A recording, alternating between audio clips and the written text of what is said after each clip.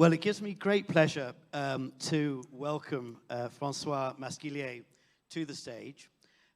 Francois is currently chair of the EACT, the European Association of Corporate Treasurers. He's also the founder and president of the Luxembourg Treasury Association. And in his spare time, he runs a very successful consultancy company called Simple Treasury. Prior to setting up Simple Treasury, Francois was treasurer and head of corporate finance for the ATEL group in Luxembourg for 20 years? Yeah, a bit more.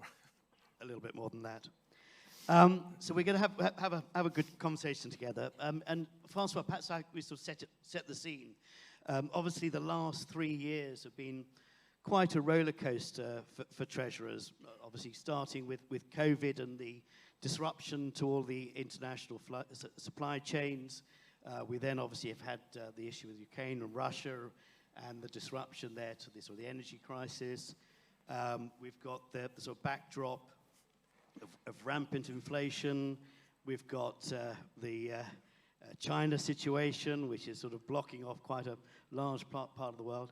I mean, how do you see the landscape for the European treasurer? And perhaps is this the opportunity for, once again, for corporates to become, the corporate champion, if you like? Yeah. First, every crisis is an opportunity to change and to improve things. So I think at least let's see the positive side of a crisis or crisis, because it was not only one, but two crises. After the Green Swan, we started with this war in Ukraine. And despite the situation and 2.5 years of a bit difficult situation, I keep thinking, and despite what we said this morning with Fitch, the situation is not that bad. Of course, we have inflation, one of the major risks. We know that we have a high volatility in currencies. Look at the dollar and the weakness of the euro versus other currencies. We know that it's a bit a strange situation because some companies are doing not really well. We mentioned that this morning with the sub-investment grade and the risk of difficulties in refinancing, what US sub-investment grade are facing at the moment. However, some companies are doing quite well. And if I look at Luxembourg, some of my members are doing the best half year ever. So I'm a bit puzzled by the situation. Some companies are doing well and the fundamentals are not that bad. But still, we have to fight this stagflation situation, high volatility of currencies. Some currencies are really far away. Think about Turkey. Ruble, not necessary to mention it. So the situation is quite specific. But of course, all this push us to work from home and maybe was a good opportunity to boost the digital transformation where we still, and we will talk about that, have a long way to go before being fully digitalized. Yeah. I mean, I guess you've recently conducted a survey amongst your members of the EACT. What were some of the sort of key findings there? What do you see? Yeah, so every year we have a survey. The objective of the survey is to get a picture of the situation and what are the top priorities of corporate treasurers for the next 12 to 24 months. Basically, it's done to also prepare a document we will talk about, Journey to Treasury. But it's good because the questions are the same year on year, so we can see the trend and the evolution. And I will talk about the result. And I will also talk about the global PwC survey because it's also quite interesting. It's also a survey that is run every 2 years and give a full picture. And when you look at the European picture and the global picture, it's quite similar. Of course, you can imagine that the major, let's say, focus priority is cash flow forecasting. It was mentioned this morning. The second one, it's digital transformation. We'll talk about it, but we had a lot of speeches and speakers talking about this transformation or necessary transformation, and we are still far of being fully digitalized. The third one was bank relationship. It's brand new because year on year is quite similar. The ranking could change, but for this one, it's brand new. It's because we see that onboarding by banks, it's more and more complicated for corporates. I'm based in Luxembourg. I can tell you that private equity, what is the second largest industry in the world, based in Luxembourg, private equities, real estate funds, alternative funds, it's extremely complicated to get onboarded by banks. And the fourth one, it's market risk. I mean mainly FX risk or commodity risk. And we all know that commodity price, including energies, are going to the sky. And it's also explained the difficulties for some companies, by the way. So it's interesting to see that it's classic risk and are still there year on year. So it just proves that in terms of cash flow forecasting, we need to automate processes. We mentioned Excel this morning. The same with FX risk. We still have a lot of headroom for automation or FX currency management automation. So that's a major risk. I was surprised by the funding. Funding was classified something that's 7 or 8. So it's a bit amazing. If I look at the PwC, just a final comment, PwC survey, what was quite interesting, they surveyed treasurers and also CFOs. And what was quite interesting, it's CFO mentioned talent management. It was mentioned this afternoon. Quite interesting because we have a quest and a fight for talent management because we don't have a lot of talent. They want to work from home.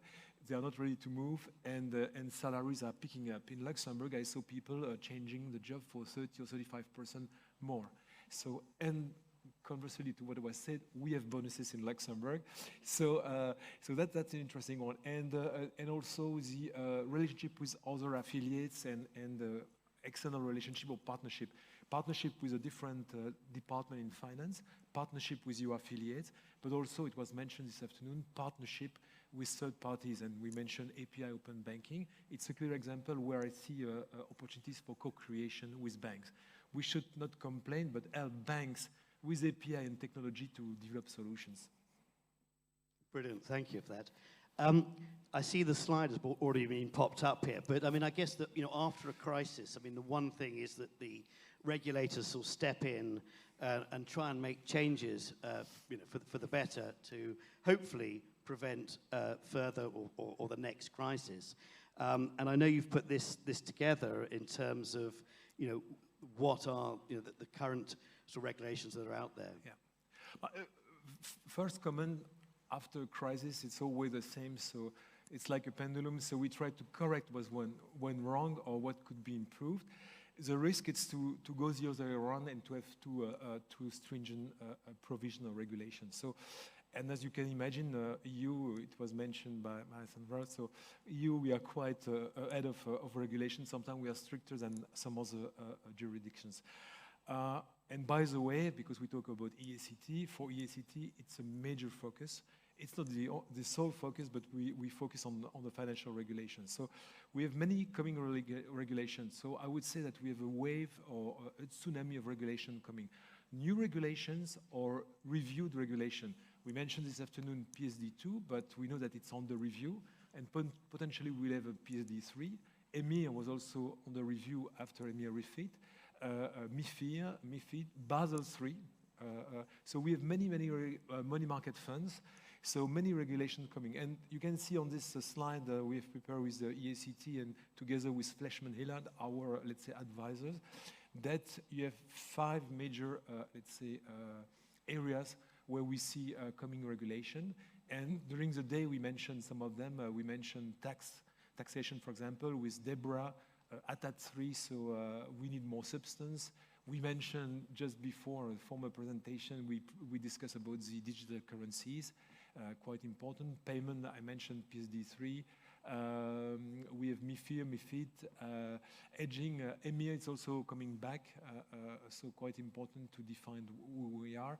PSD2, I forgot to mention, it's also quite important to make sure that we correct some previous issues. Just to give you a concrete example, for PSD2, in some countries, they consider that if you are paying and collecting on BL, if you are a sort of payment factory, you could be considered as a financial institution, which should not be the case, so we fight for that. So, and we have also some others, like I mentioned, Basel III. Basel III could have a huge impact on cost of issuing guarantees. Just to make... So we've tried to define 15 regulations in 5 areas, I would say. Fantastic. Well, let's, Alex, I think we've got a quick poll, if we may, where I'd like to ask the audience, what of the upcoming regulations and indeed policies do you think are the most important? And then I'm going to ask Francois his views about which ones to watch out for. So can we have that poll up on the screen, please.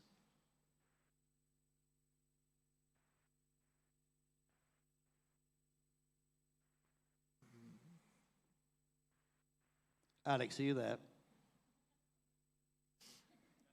He's left. What? Yeah. Here we go. Right.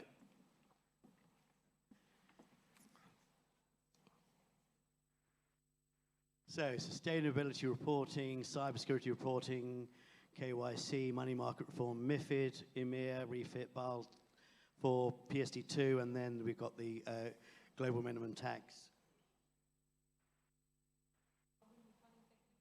Technical, okay, that's right. Okay, right. Let's have a show of hands then. Who thinks that sustainability is the biggest sort of issue concern for them? No? One. Okay, we got one here. What about data and cybersecurity? 1, 2, 3. Good. Okay, 4. Oh, that's 3 up. KYC? That's quite a good show of hands there. Money market reform. Good, always a good one. MiFID? Exactly. EMIR refit. Okay, 1, 2. Basel 4. Okay. PSD2. 2, 3, 4, 5, 6. Okay, quite. And then the global minimum tax. Okay, forget that. That's quite interesting. So you know, KYC, cybersecurity. I mean, I think they're all there. Francois, now we've got a slide. Let's see if this one works. Big button. We go back to the slide, please, Alex.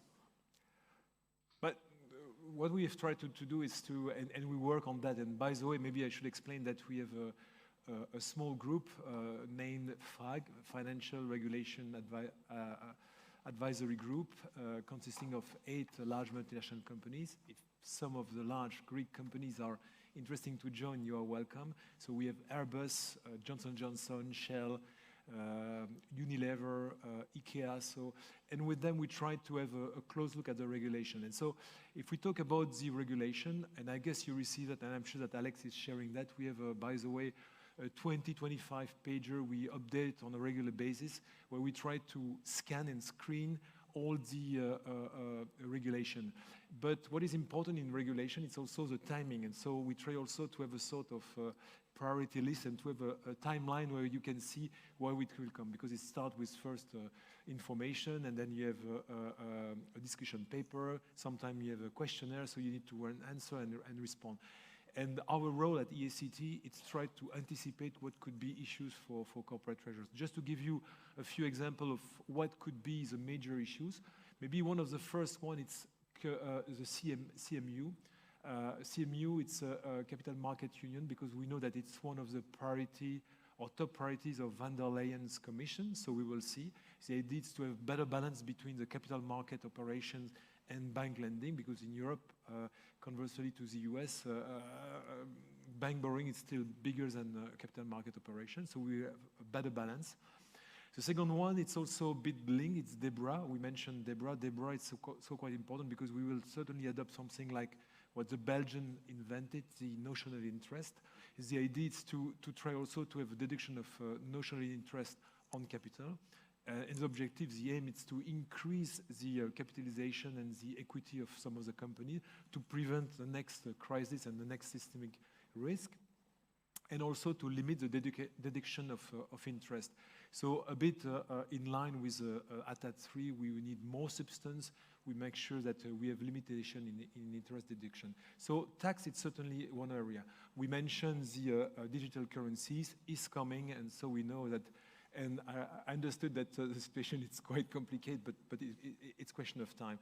So we mentioned EMIR, MiFID. A lot of things need to be clarified. Just to give you an example, in the definition of NFCs and exemptions, better to pay attention, because it was just a mistake from the EU civil servant, but they took a former text And so they were thinking about removing the exemption of collateral, what was purely not acceptable, and so we fought against that. But just to make sure that we pay attention to the risk, and we try also to give some observation, because it's quite important. We represent the real economy, and so these guys are used to listen from banks, listen from big players, but the corporates need also to express our voice, because the real economy is quite important, and there is a real concern by the current commission about we and what we represent. So it's important for us to express our voice and make sure that we are heard. And liquidity management, just to give you an example, it's money market fund. We fight with other associations like IMFA, like ISDA and some others, just to make sure that we can maintain for the money market funds the LV/NAV, because the industry could be completely changed if we remove it, because it's maybe 80% of the market. And we need to make sure that we have daily liquidity. It's quite important. And also make sure that we don't go for a further concentration of the industry. So because we need in Europe to have more competition rather than the opposite. So just to give you a few ideas of some fight we have to consider and to anticipate. If not, one day you will have suddenly a regulation or directive, and so you will say, okay, what are you doing? I also mentioned Basel III. Basel III, why? Because the cost of guarantee, because of the different weighting, could increase. And we were discussing with Siemens and with Alstom, two transportation or train producers. For them, it could cost a couple of millions a year on top by increasing the cost of guarantees. And they need guarantees to issue guarantees in favor of their, let's say, customers. So just to give you a few examples where we try to play the advocacy role of EACT. Fantastic. And talking about the EACT and as your capacity as chair, what do you see your role as being in Europe, and how will the members of the Greek Treasury Association benefit from EACT activities? But first thing is try to coordinate and talk to each other. Also help creating some association, and we were pleased to see that we have now a solid and bigger Greek association with roughly 200 members, so it's great. Maybe to help creating some association in countries where they don't have association. I'm thinking about Portugal, for example. Trying also to onboard new association. We are in discussion with Turkey, we are in discussion with Ukraine, we are in discussion with the Danish association, so we would like to increase. Today we have 24 associations, 22 countries, 14,000 members and 6,500 corporates, but if you can increase, it will be better. And the idea is to share best practices, as you mentioned, Alex, so to make sure that we also try to upscale the common ground and make sure that treasurer could travel from country to countries and find the same level of expertise. So it's quite important. So education is quite important. We mentioned information. We mentioned advocacy, lobbying, it's essential. And also networking. Networking, we need to talk to each other and make sure that we have more and more bilateral, let's say, cooperation. A good example, it's in coming weeks, we have the CEE conference. That's a good example of cooperation between associations. We mentioned also KYC. Luxembourg, Belgium, and France are working on a group for KYC, try to push to get a global solution for KYC. So we try also to have bilateral agreement among associations. That mainly is a major role. So the benefit for the Greek members, it's first to make sure that they are also informed. They could talk to peers cross-border, because if you are a telecom company, it's good to talk to maybe British Telecom or France Telecom or whoever, and so to talk to peers, because in our industry, we have no really hurdle barrier on frontier, so we can talk to each other. I did that in the past when I was working for a media company. We were talking among competitors. So I think it's also quite important to make sure that we can have this kind of networking exchanges.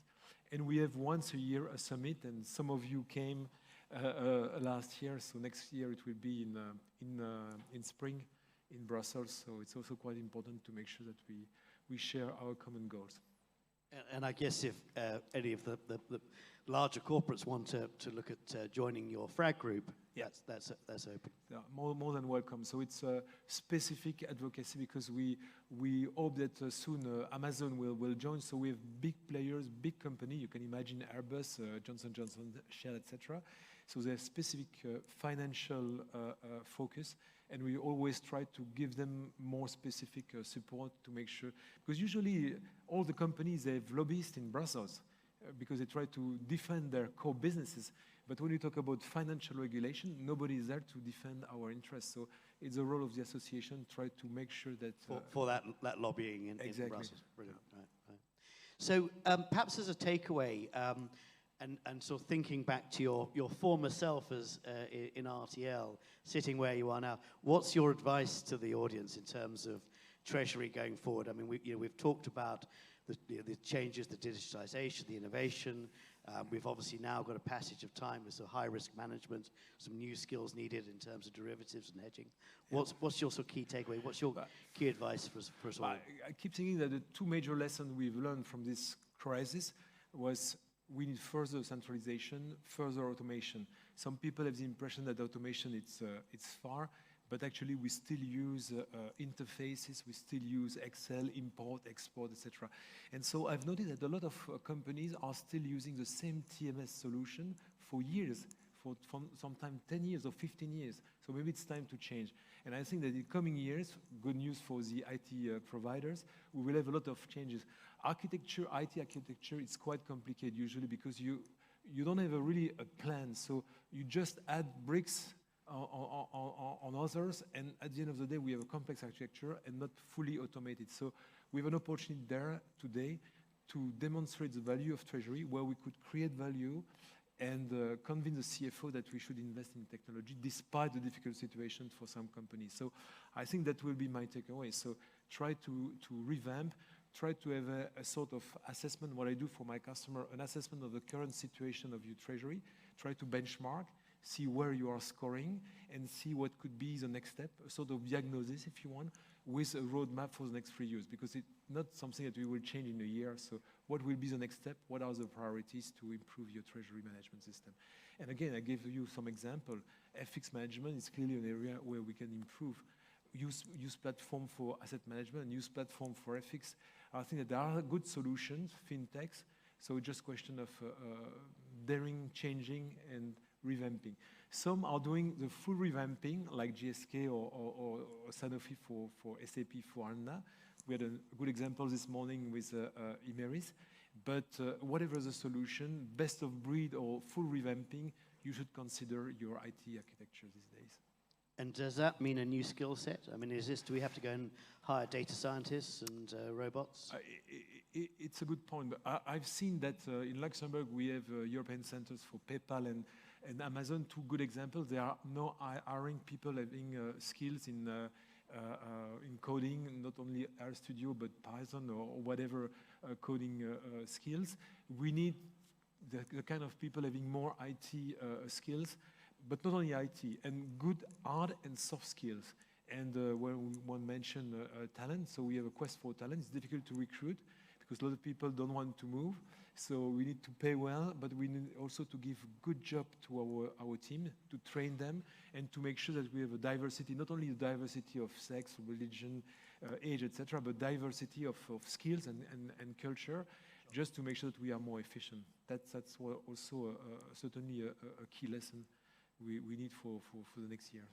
Because we have a new generation, it was mentioned, coming, and they have a different appetite and different expectations.